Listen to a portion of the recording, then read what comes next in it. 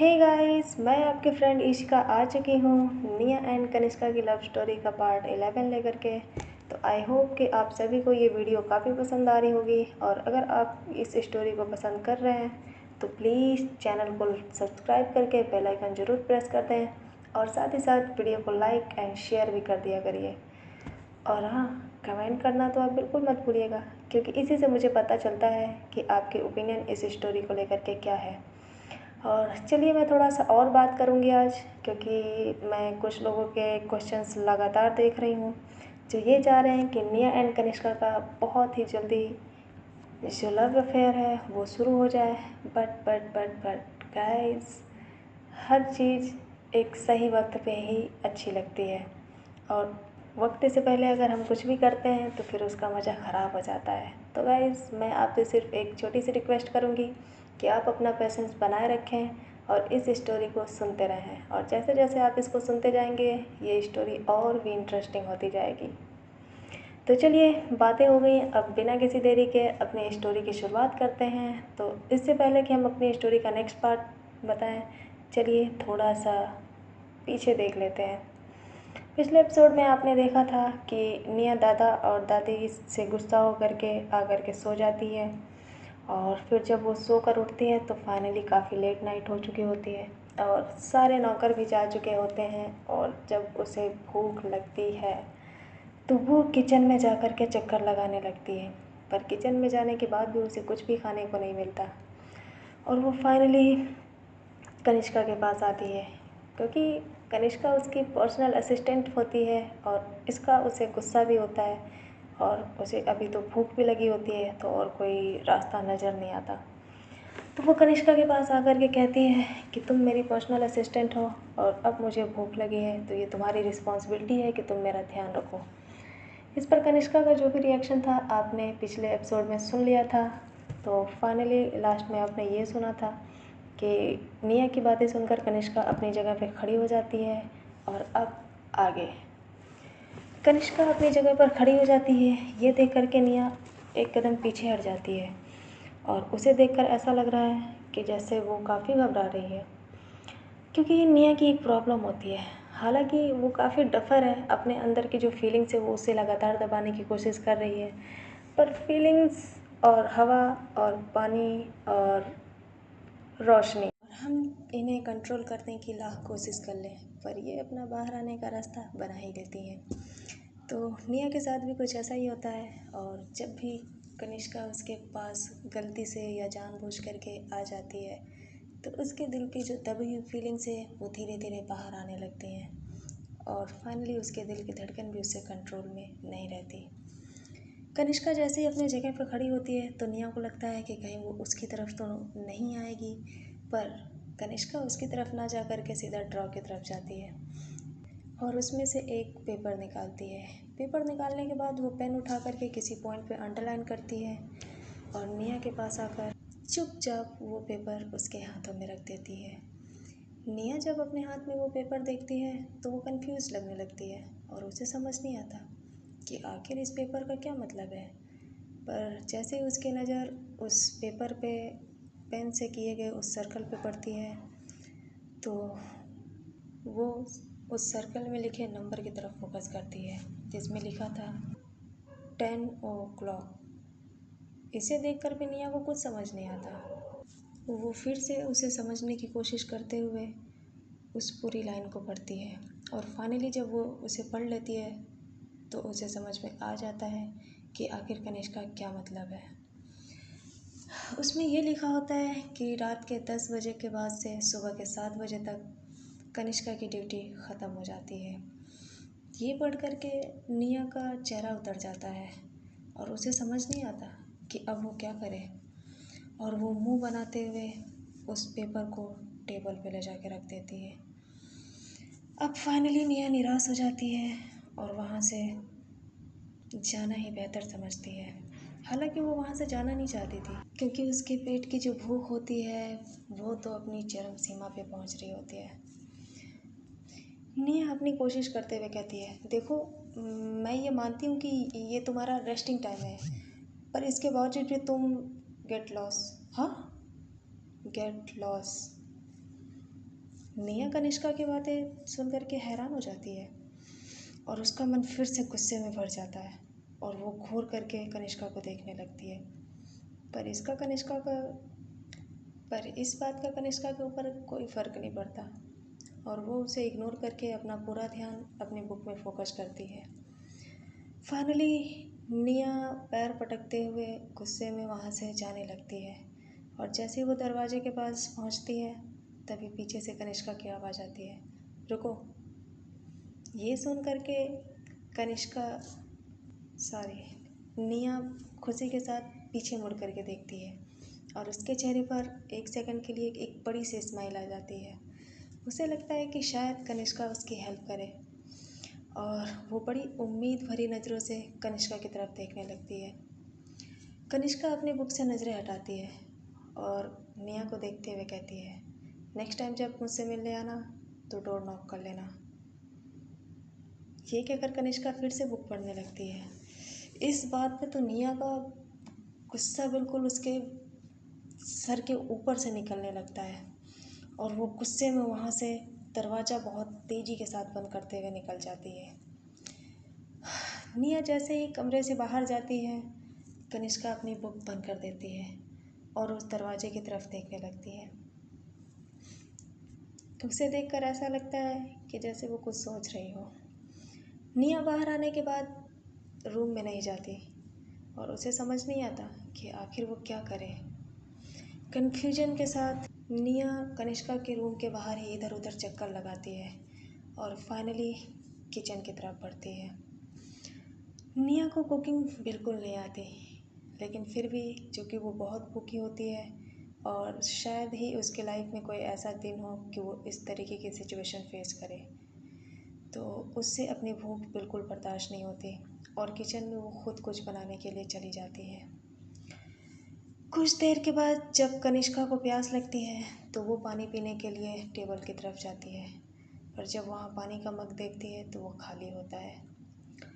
Finally Kanishka पानी पीने के लिए किचन की तरफ बढ़ती है और चूँकि काफ़ी रात हो चुकी होती है तो मेन हॉल की लाइट्स ऑफ होती हैं और लिविंग एरिया में एक हल्की हल्की मध्यम मध्यम लाइट जल रही होती है। कनिष्का बिना किसी शोर शराबे के धीरे धीरे किचन की तरफ बढ़ती है और जैसे ही वो किचन के पास जाती है तो उसकी नज़र वहाँ खड़ी निया पर पड़ती है। कनिष्का की तरफ निया की पीठ होती है और उसे देख करके ऐसा लग रहा था कि वो कुछ करने की कोशिश कर रही है। कनिष्का एक दो कदम आगे बढ़ाती है और धीरे से पूछती है, तुम यहाँ क्या कर रही हो? निया जैसे ही ये आवाज़ सुनती है अचानक से वो डर जाती है और डर के मारे जो उसके हाथ में कटा हुआ टमाटर होता है वो नीचे गिर जाता है। कनिष्का की नज़र जब उस टमाटर पे पड़ती है तो वो समझ जाती है कि ये लड़की ज़रूर कोई खिचड़ी बनाने की कोशिश कर रही है। निया घूम करके अपने पीछे देखती है और वो जब कनिष्का को देखती है तो वो गुस्से में कहती है, मैं कुछ भी करूं, तुमसे क्या मतलब। निया की बातें सुनने के बाद कनिष्का एक बार उसको देखती है और फिर वो फ्रिज की तरफ बढ़ जाती है। कनिष्का फ्रिज से बॉटल निकालती है और वो रूम में आने के लिए वापस घूमती है। तभी रिया अपना रिया का नाम मेरे दिमाग में बस गया है। तभी निया कुछ सोचते हुए कनिष्का को वहाँ से जाते हुए देखती है और फाइनली उसके दिमाग की बत्ती जलती है और वो कनिष्का को पीछे से कहती है, रुको। ये सुनकर के कनिष्का अपनी जगह से रुक जाती है और वो पीछे मुड़ कर के निया को देखने लगती है। तभी निया अपनी बातों को कंटिन्यू करते हुए कहती है, अगर तुम मेरे लिए नूडल्स बनाओ तो मैं तुम्हें इसके लिए पे करूँगी। ये सुन कर के कनिष्का कन्फ्यूजन के मारे अपनी भौहें ऊपर करती है और वो उस लड़की को देखते हुए कुछ सोचती है, ओह, तो तुम चाहती हो कि मैं तुम्हारे लिए नूडल्स बनाऊं और तुम मुझे इसके लिए पे करोगी? हाँ, कितना? हम्म, कितना पे करोगी? जितना तुम चाहो, निया ने कहा। ये सुन कर के कनिष्का के दिमाग में एक शैतानी आइडिया आता है और वो कहती है 2। ओके। कनिष्का की बातें सुनकर निया बिना कुछ सोचे ओके बोल देती है। ये देख कर के कनिष्का बिल्कुल हैरान नहीं होती, क्योंकि वो ये समझ जाती है कि इस लड़की को उसकी बात समझ नहीं आई। तभी वो कहती है 2000। क्या? क्या तुम्हें इस बात का एहसास भी है कि तुम कितना कह रही हो? 2000 सिर्फ एक नूडल्स के? नो वे। मैं तुम्हें क्या इतनी बेवकूफ़ दिखती हूँ? मैं तुम्हें इतना कभी पे नहीं कर सकती। ये सुन कर के कनिष्का बिना कुछ कहे वहाँ से मुड़ के जाने लगती है। तभी निया को अपनी आखिरी उम्मीद जाते देख बिल्कुल ही अच्छा नहीं लगता और वो फिर से अपनी बातों पे जोर देते हुए कहती है ठीक है। हाँ। कनिष्का को शौक लगता है, क्या ये लड़की सच में मान गई? निया ने कहा हाँ, मैं तुम्हें पे करूँगी। इस टाइम पे निया को अपनी भूख मिटानी थी और उसे पता था कि अगर वो ऑनलाइन ऑर्डर भी करेगी तो उसके आने में काफ़ी टाइम लग जाएगा और तब तक शायद वो अपनी भूख बर्दाश्त न कर पाए, और वो झट से हाँ कर देती है। इस बात को सुन कर के कनिष्का वापस आ जाती है और वो अपने हाथ से बॉटल वहीं रख देती है और बिना किसी एक्सप्रेशंस के झट से अपने कामों में लग जाती है। हालांकि कनिष्का ने इस बात का बहाना किया था कि वो सिर्फ इसलिए उसके लिए नूडल्स बना रही है क्योंकि उसने उसके लिए पे किया है, पर सच तो ये होता है कि कनिष्का जब निया को भूखे देखती है तो वो अंदर से उसके लिए काफ़ी परेशान हो जाती है और फाइनली वो पानी का बहाना करके किचन में आ जाती है, क्योंकि उसे पता था कि निया इस टाइम किचन में ही होगी। और जब वो किचन में आती है तो उसे एहसास होता है कि वो बिल्कुल सही सोच रही थी। फाइनली इस बात का निया को पता न चल जाए, इसलिए कनिष्का पेमेंट का बहाना करती है और उसके लिए नूडल्स बनाने लगती है। इस पॉइंट पर निया की आंखों में एक जीत की खुशी छा जाती है और उसे देखकर ऐसा लगता है कि उसने कोई जंग जीत ली है और वो खुश होकर के किचन के बेस पर बैठ कर के अपने पैर हिलाने लगती है। कनिष्का बड़े ही ध्यान से अपने कामों को कर रही होती है और वो सब्जी को ऐसे काटती है जैसे कोई प्रोफेशनल कुक। कनिष्का को काम करते देख निया काफ़ी इम्प्रेसिव तरीके से उसके चेहरे को घूर रही होती है और वो चूँकि काफ़ी रिलैक्स थी और उसके पास कोई काम भी नहीं था, तो उस टाइम पे उसका पूरा ध्यान कनिष्का के ऊपर ही होता है। निया पहले तो कनिष्का को ऐसे देख रही थी जैसे उसने उसे अपने आगे झुकने पर मजबूर कर दिया हो, पर जैसे जैसे वक्त बीतता जाता है वैसे वैसे निया की आंखों में जो वो जीत वाली खुशी थी वो गायब होती जाती है और उसकी जगह पे एक अनजान सी फीलिंग्स उसके अंदर डेवलप होने लगती है। धीरे धीरे निया के देखने का तरीका बदल जाता है और उसे इस बात का एहसास ही नहीं होता कि अब वो कितने प्यार से कनिष्का को देख रही है। इस वक्त पे जब कनिष्का पूरी तरह अपने काम में मशहूर थी तो निया का ध्यान धीरे धीरे उसके हाथों से होते हुए उसके चेहरे पे जाता है, उसके होठों से होते हुए उसकी आंखों में देखने लगती है और फाइनली उसकी आंखों से फिर वापस उसके होठों पर आ जाती है। निया कनिष्का को बड़े ही ध्यान से देख रही होती है और जैसे ही उसकी नज़र उसके होठों पर जाती है उसके मन में एक अजीब सी वाइब्रेशन होने लगती है। उसे उस वक्त का ध्यान आ जाता है जब निया और कनिष्का की फर्स्ट किस हुई थी। ये सोच कर के उसके रोंगटे खड़े होने लगते हैं और उसको इस बात का एहसास नहीं होता कि आखिर उसे कैसा फील हो रहा है। वो बड़े ध्यान से कनिष्का को देख रही होती है, पर कनिष्का का पूरा ध्यान उसके काम में होता है और वो इस वक्त निया पे बिल्कुल ध्यान नहीं देती। कनिष्का अपना काम करती जाती है और फाइनली वो अपना सर उठा करके निया को देखती है। जब निया कनिष्का को अपनी तरफ ऐसे अचानक से देखते हुए पाती है तो वो हड़बड़ा जाती है और अपनी नज़रें इधर उधर चुराने लगती है। तभी उससे कनिष्का कहती है, नमक। तुम्हारे सर के ऊपर नमक का बॉक्स है, वो उतार के दो। बिना किसी एक्सप्रेशंस के कनिष्का कहती है। ये सुन करके निया उस बॉक्स को उतारने जाती है, पर जैसे ही उसका ध्यान इस बात पर आता है कि उसने इस काम के लिए कनिष्का को पे किया था, तो वो अकड़ते हुए कहती है, मैं क्यों करूं? आखिर मैंने तुम्हें इसके लिए 2000 पे किए हैं, तो तुम खुद कर लो। ये सुनकर कनिष्का उसको घूरने लगती है और उसको घूरते हुए उस बॉक्स को देखती है। हालांकि अगर निया चाहती तो वो उसे उतार कर दे सकती है, पर वैसा बिल्कुल नहीं करती। नमक का वो डिब्बा निया के सर के थोड़ा सा ऊपर होता है और फाइनली कनिष्का उसको लेने के लिए आगे बढ़ती है। चूँकि निया बीच में बैठी होती है तो वो उसे एक ही बार में ले नहीं पाती और उसको पकड़ने की कोशिश करते हुए धीरे धीरे आगे बढ़ती है। पर जैसे वो धीरे धीरे अपना हाथ आगे बढ़ाती है और उस बॉक्स को छूने की कोशिश कर रही होती है, धीरे धीरे वो निया के और पास आती जाती है। पर इस बात का उसे बिल्कुल एहसास नहीं होता। पर निया की धड़कनें बिल्कुल उसके कंट्रोल से बाहर जाने लगती हैं, क्योंकि इस समय कनिष्का का फेस बिल्कुल निया के सामने होता है। जैसे ही निया अपने सामने कनिष्का के फेस को देखती है तो उसकी आँखों से होते हुए उसकी नज़रें आकर उसके होठ पे टिक जाती हैं।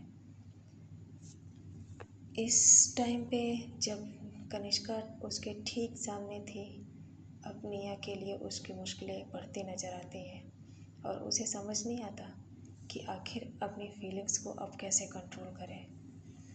निया को हालांकि इन फीलिंग्स के बारे में कोई एक्सपीरियंस नहीं होता, पर उसे इतना तो पता चल ही जाता है कि जब ये लड़की उसके पास होती है तो उसके मन की बेचैनी बढ़ने लगती है। और इस टाइम पे निया का पूरा ध्यान कनिष्का के होठों पर था। उसे देखते हुए निया धीरे धीरे खोने लगती है और उसे इस बात का एहसास ही नहीं होता कि अब वो अपना कंट्रोल खो रही है। निया को देखकर ऐसा लगता है कि जैसे वो कभी भी अपने आपे से बाहर हो सकती थी। कनिष्का का ध्यान अभी भी निया पर नहीं होता और वो अभी भी उस बॉक्स को उठाने की कोशिश करती है और साथ में ये ध्यान रखती है कि निया उसके सामने ही है और वो उससे टच ना हो।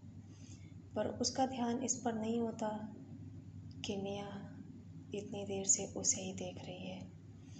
फाइनली बॉक्स थोड़ी ही दूर रह जाता है और उसे थोड़ी सी और कोशिश करने की देरी होती है और अपनी अगली कोशिश करते हुए कनिष्का अपना पैर थोड़ा सा और आगे करती है। पर जैसे ही वो अपना पैर थोड़ा सा आगे करती है तो उसका पैर नीचे गिरे उस टमाटर के जूस पर पड़ जाता है, जिसकी वजह से वहाँ का फ्लोर गीला हो चुका था।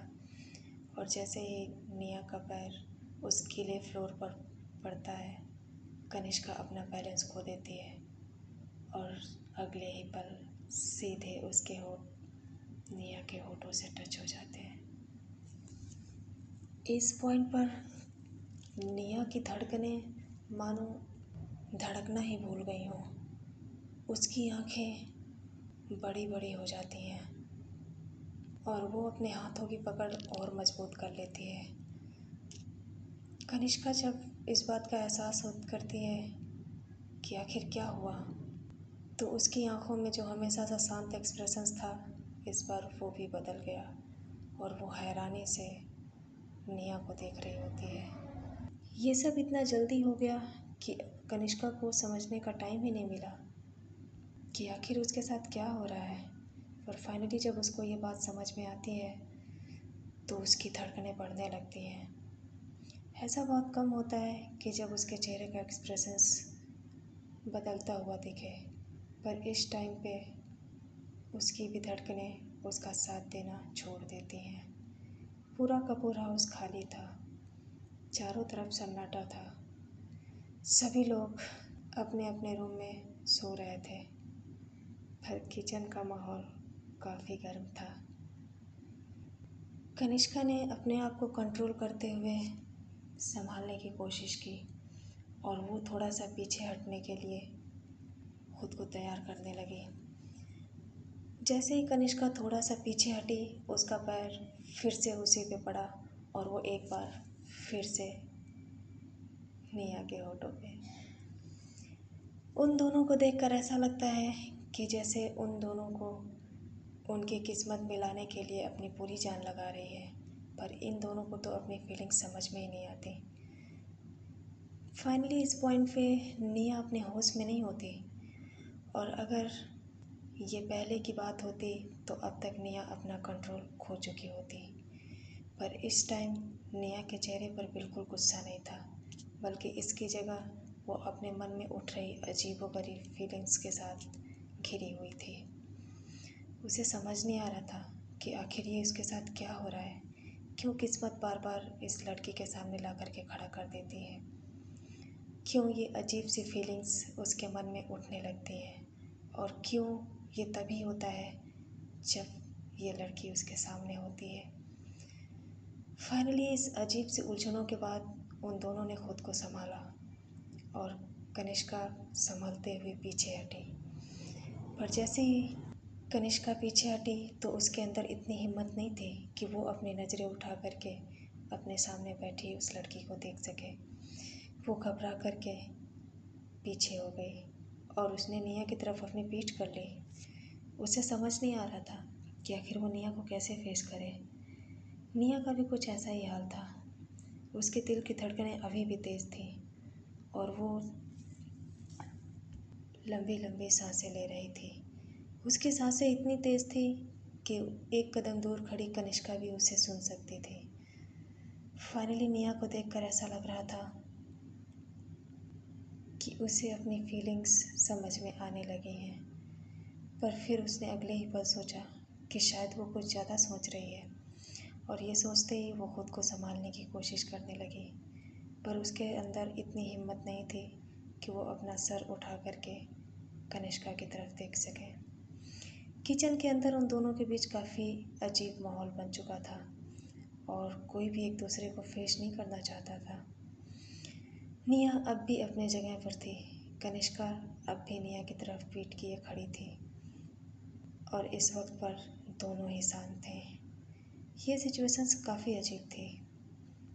कुछ देर ऐसे ही अजीबोगरीब सिचुएशंस के बाद फाइनली कनिष्का ने अपने अंदर हिम्मत जुटाई और वो निया की तरफ बिना देखे बोली,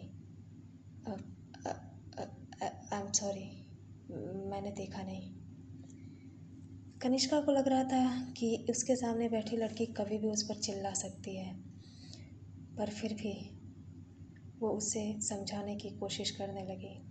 आमतौर पर कनिष्का को किसी बात की सफाई देना बिल्कुल पसंद नहीं था, पर इस टाइम पर उसे देखकर ऐसा लग रहा था जैसे वो अपना सेंस ऑफ ह्यूमर खो चुकी है और वो बिना किसी शब्दों के निया के सामने सफाई देने की कोशिश करने लगी।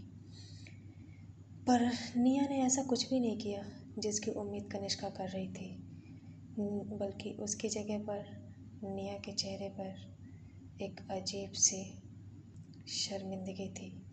उसे देख के ऐसा लग रहा था कि वो ब्लश कर रही है। फिर जब निया को एहसास हुआ कि आखिर वो क्या सोच रही है तो वो काफ़ी हैरान लगने लगी। कनिष्का की बातों का निया ने कोई जवाब नहीं दिया। हमेशा से बिना कुछ सोचे समझे बोलने वाली निया आज चुप थी और उसे अपनी बात को कहने का एक भी शब्द नहीं मिल रहा था। निया ने बिना कुछ बोले अपने ऊपर से वो नमक का डब्बा उठाया और उसे कनिष्का के सामने रख दिया। कनिष्का ने भी कुछ नहीं कहा और वो धीरे से नमक का डब्बा उठाकर गैस की तरफ बढ़ गई। अगले कुछ समय तक वहाँ पे काफ़ी शांत माहौल था और जैसे ही नूडल्स रेडी हुए कनिष्का वहाँ से जाने के लिए मुड़ गई। कनिष्का को वहाँ से जाता देख निया को पता नहीं क्यों अंदर ही अंदर बुरा लग रहा था।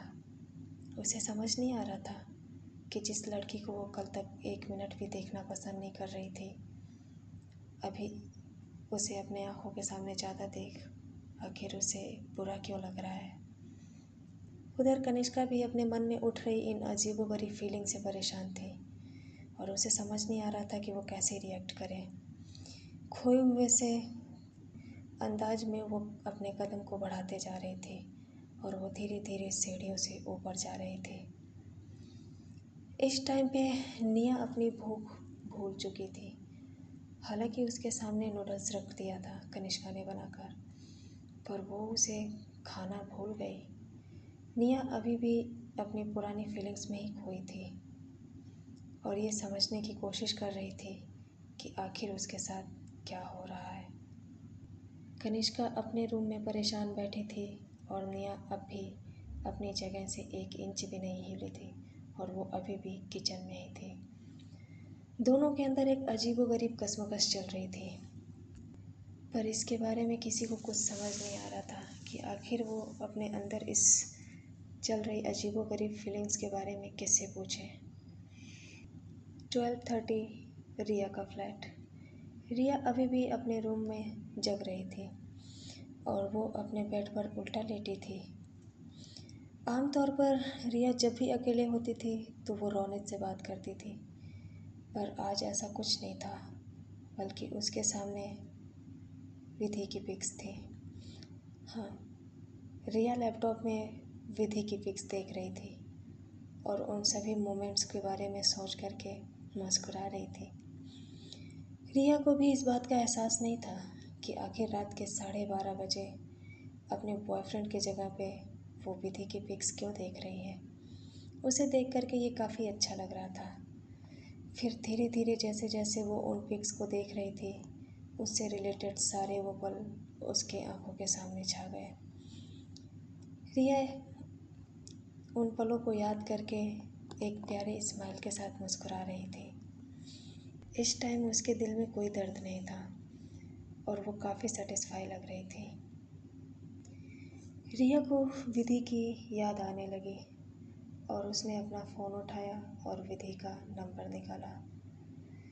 रिया का दिल कर रहा था कि वो उसे कॉल करे, पर जैसे ही वो कॉल करने के लिए उसका नंबर डायल करने वाली थी तो तभी उसे ध्यान आता है कि काफ़ी रात हो चुकी है और विधि सो रही होगी। ये सोच करके रिया अपना इरादा बदल देती है और वो चुपचाप फिर से उस पिक को देखने लगती है। रिया के मन में एक अजीब सी बेचैनी थी और उसका दिल उससे बार बार विधि को कॉल करने के लिए कह रहा था। फाइनली रिया अपनी फीलिंग्स के साथ हार गई और उसने विधि को मैसेज कर ही दिया, हाय। विधि को मैसेज करने के बाद रिया उसके रिप्लाई का वेट करने लगी और अभी कुछ टाइम बीता ही था कि तब तक विधि का रिप्लाई आ जाता है, तुम सोई नहीं अभी तक। ये देख करके रिया खुश हो जाती है। उसे इस बात का यकीन नहीं होता कि इतने कम समय में विधि का रिप्लाई आ गया। तभी वो खुश लगते हुए कहती है, तुम अभी भी जग रही हो? हाँ, मैं बस सोने ही जा रही थी, पर तुम क्यों नहीं सोई?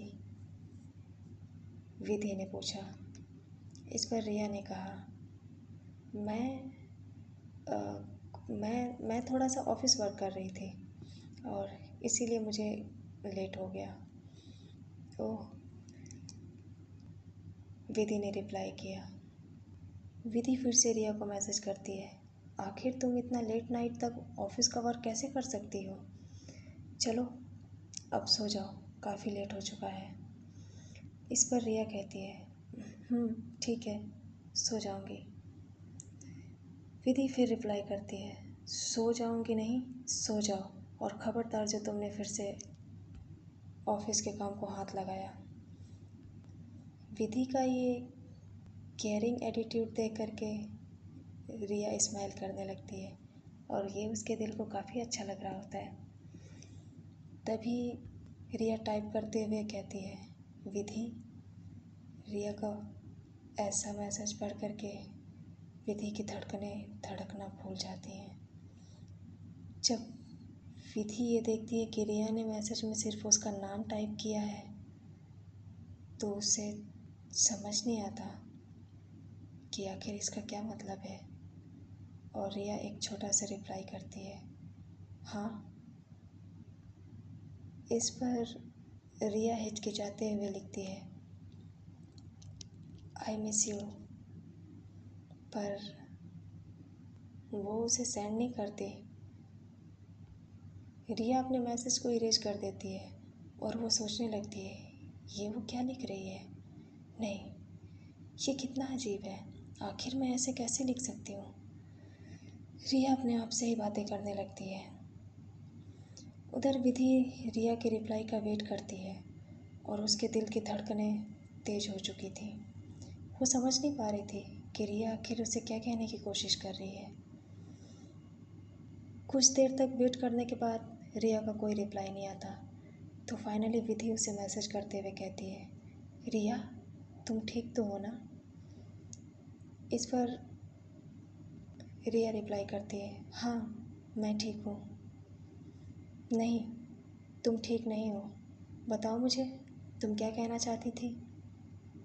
विधि रिप्लाई करती है। ये पढ़ कर के रिया रिप्लाई करती है, नहीं कुछ नहीं, मैं तो बस ऐसे ही। तुम कैसी हो। ये पढ़ कर के विधि समझ जाती है कि रिया फिर से उससे झूठ बोलने की कोशिश कर रही है और फिर वो अपनी बातों पे जोर देते हुए कहती है, रिया बातें बदलने की कोशिश मत करो, तुम क्या कहना चाहती थी। ये पढ़कर अब रिया को समझ नहीं आता कि वो क्या करे और फिर वो हिम्मत करके टाइप करती है, मैं तुमसे ये कहना चाहती थी कि मुझे तुम्हारी याद आ रही है। ये कहकर रिया जल्दी से सेंड बटन पे क्लिक कर देती है। विधि जैसे ही ये पढ़ती है तो उसकी आंखों में चमक आ जाती है। उसके दिल में एक अजीब सी खुशी महसूस होने लगती है। उसे समझ नहीं आता कि आखिर वो इस मैसेज का क्या जवाब दे, पर वो अंदर से काफ़ी खुश लगने लगती है। इधर रिया अपनी सांसें थाम करके विधि के रिप्लाई का इंतज़ार करती है और वो इस बात से काफ़ी परेशान होती है कि विधि उसके सवालों के क्या जवाब देगी। कहीं विधि कुछ गलत तो नहीं समझेगी। आखिर वो कैसे कह सकती है, ओफो ये मैंने क्या कर दिया, मैं इतना अजीब मैसेज कैसे भेज सकती हूँ, आखिर विधि मेरे बारे में क्या सोचेगी। रिया अपने आप से ही बड़बड़ाने लगती है। तभी उसका फ़ोन फिर से वाइब्रेट होता है और वो झट से क्विकली रिएक्ट करते हुए उस मैसेज को पढ़ती है। उसमें लिखा था, रिया सच कहूँ तो मैं पिछले आधे घंटे से तुम्हें मैसेज करने की हिम्मत जुटा रही थी, पर मैं ये कर नहीं पाई। मुझे लगा कि तुम सो गई हो और अगर मैंने तुम्हें इतनी लेट नाइट मैसेज किया तो तुम कुछ गलत सोचोगी, पर सच तो ये है कि मैं भी तुम्हें मिस कर रही थी। जैसे ही रिया लास्ट लाइन पढ़ती है तो उसके चेहरे पे एक बड़ी सी स्माइल आ जाती है।